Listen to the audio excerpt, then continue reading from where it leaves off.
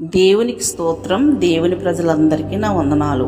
ఇర్మియా గ్రంథం 17వ అధ్యాయం 7వ వచనం చదువుకుందాం. యెహోవాను నమ్ముకున్నవాడు ధన్యుడు, యెహోవా వానికి ఆశ్రయముగా ఉండును. ఈ లోకంలో మనుషులను నమ్ముకున్న వారు పాడైపోవచ్చు, చెడిపోవచ్చు, నాశనం అయిపోవచ్చు. కానీ ప్రభు మీద ఆధారపడిన ఏ మనిషి అయినా సరే పాడైపోయినట్టు చరిత్రలోనే లేదు. ఎందుకంటే దేవుడి మీద ఆధారపడిన మనిషిని దేవుడు ఎప్పుడూ విడిచిపెట్టడు. నిన్ను ఎన్నడూ విడువను ఎడబాయను అన్న మన దేవుడే మనల్ని పోషించి మనకు ఆశ్రయంగా ఉంటాడు.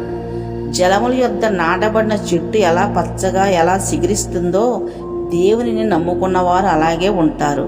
వెట్ట కలిగినను వారు భయపడరు.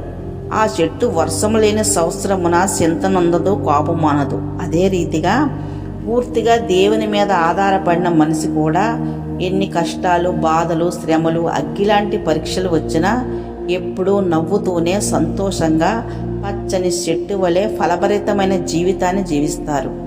ఎందుకంటే యెహోవాను నమ్ముకున్నవాడు ధన్యుడు. వారు నీటి కాలువల యొద్ద నాటబడిన చెట్టు వలె ఉంటారు. ఆ చెట్టు తన ఏరులను జీవజల బుగ్గల యొద్దకు నడిపిస్తుంది. దేవుని నమ్ముకున్న వారికి కష్టాలు రావు, బాధలు రావు. అంతా పువ్వుల బాటే, పట్టుకున్నదంతా బంగారం అని దేవుడు చెప్పలేదు. కానీ కష్టకాలములో, నష్టకాలములో, శ్రమకాలములో వాక్యం నిమిత్తం హింసలు వచ్చినా వారు భయపడరు. దేవుని యందు విశ్వాసం అనే వేరు ఉన్నవారికి కరువు కాలం వచ్చినా ఫలిస్తూ ఉంటారు. సమృద్ధి అనే పంట కోస్తారు. ఎందుకంటే వారి బలం దేవుడే కాబట్టి. దేవుని వాక్యమందు ఆనందించేవారు నీటి కాలువల యొద్ద నాటబడిన చెట్టు వలె పచ్చగా ఫలిస్తూ ఉంటారు.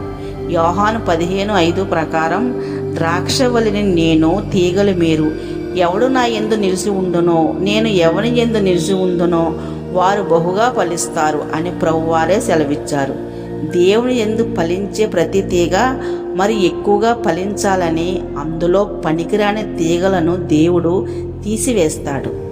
మనుషులను నమ్మినా, ధనాన్ని నమ్మినా, నీ బలాన్ని నమ్మినా, నీ ప్రాఫిట్ని నమ్మినా, నీ బ్యాంక్ బ్యాలెన్స్ని నమ్మినా, ఈ లోకంలో నీవు దేన్ని నమ్మినా సరే అది నీతో కొంతవరకే ఉంటుంది.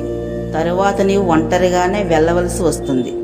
నీ కొరకు ప్రాణం పెట్టి రక్తం కార్చి అనుక్షణం నీతోనే నీడవలే ఉంటూ కంటి రెప్పలా కాపాడుతూ నిన్ను ప్రేమిస్తున్న దేవుడు నిన్ను ఎన్నడూ విడిచిపోడు.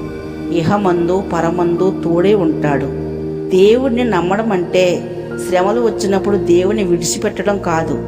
శ్రమ కాలంలో కూడా యోబు వలె విశ్వాసాన్ని కాపాడుకొని నిలబడేవాడే నిజమైన విశ్వాసి, నిజమైన భక్తుడు. దేవునికే మహిమ కలుగునుగాక. ఆమెన్.